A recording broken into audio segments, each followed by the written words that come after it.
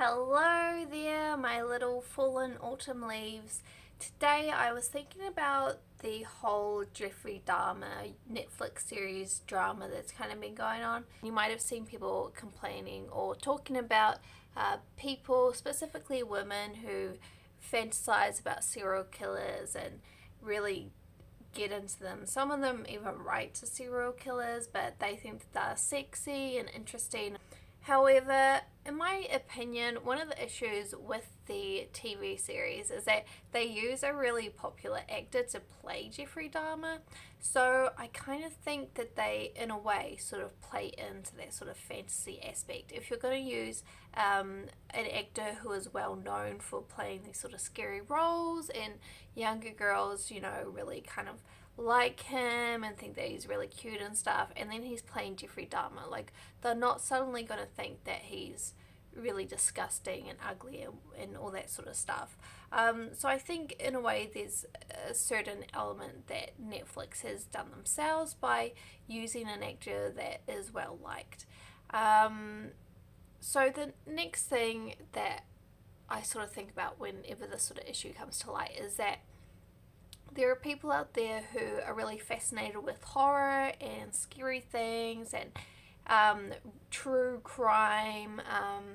And in a way, I do kind of compare it to guys who go through the phase of like being really interested in the Nazis and Hitler and all that sort of stuff, and reading, all about who, was instrumental in the rise of, the Third Reich. And like a lot of younger guys, they kind of go through a phase where they're really interested in it, they're really fascinated by it, they think that it's the most interesting thing in the world, and they do a lot of research and can sometimes come across as quite obsessive about it.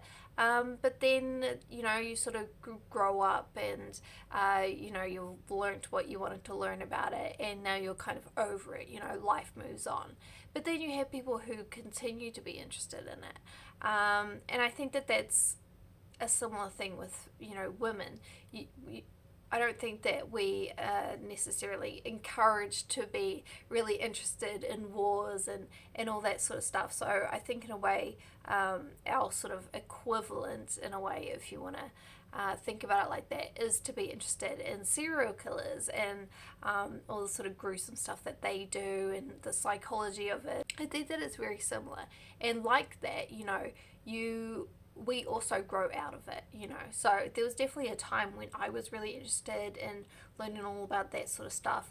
And sometimes I still am, I still think that it's a little bit interesting, but it's definitely not something that I would call an interest of mine. But when I was younger, yeah, definitely. So just like in that situation, you grow older, you grow out of it, it's not as interesting to you anymore. But then there are people who just continue, and it's not necessarily something that's dangerous or says anything really about their actual character. It just continues to be something that is interesting to them, a topic that's interesting to them. And then, of course, sexuality can go into that as well, having sort of a fantasy interest in it. And of course, that can always be lead to sort of a romantic interest and thinking about how they look and liking the way that they look, or just sort of being romantically interested in the whole situation and scenario. And then of course you have the sort of savior sort of personality type where you feel like you could save them or you could turn them into something else. Like, I think that also goes into it. And the way that I sort of think about it is that because it's not hurting anybody physically, then that's kind of where I think that it's not too big of a deal to try and force people to stop doing it. Just like how people who are really interested in World War II and the Nazis, when it's not physically hurting anybody, then I don't think that it's anything that needs to change, because I just feel like there's just a certain subset of people who are going to continue to be really interested in it. in terms of emotional damage, that can definitely take place when you have relatives who are victims of that crime. And that's again the same thing as in World War II. There are people who have been and continue to be affected by it. You know, great great grandparents who have been affected by it, grandparents who have been directly affected by it. So seeing and hearing about people who are really fascinated in these topics, that can be really stressful for them.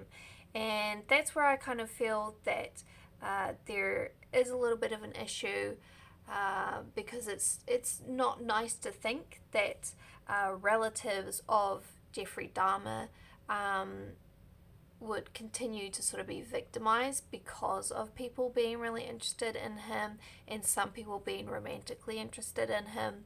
I think that that's a really sad sort of side effect of this. But at the end of the day, I don't think that there is anything that can be done about that. And I also don't necessarily think that there's anything that should be done about it, because I just don't see what would be effective for that. So, obviously, in recent years, news media, when they're reporting on mass shootings or actually, yeah, that's probably the biggest one. They haven't been releasing the name of the perpetrator, especially in New Zealand. We have that going on where you don't hear about the actual perpetrator and what their name is and like what their goals were and their manifesto and all that. That's sort of been censored in order to not have copycats and also to not have people obsessing over it and forgetting the victims. And I think that can definitely be helpful going forward, but unfortunately it doesn't do anything about past scenarios.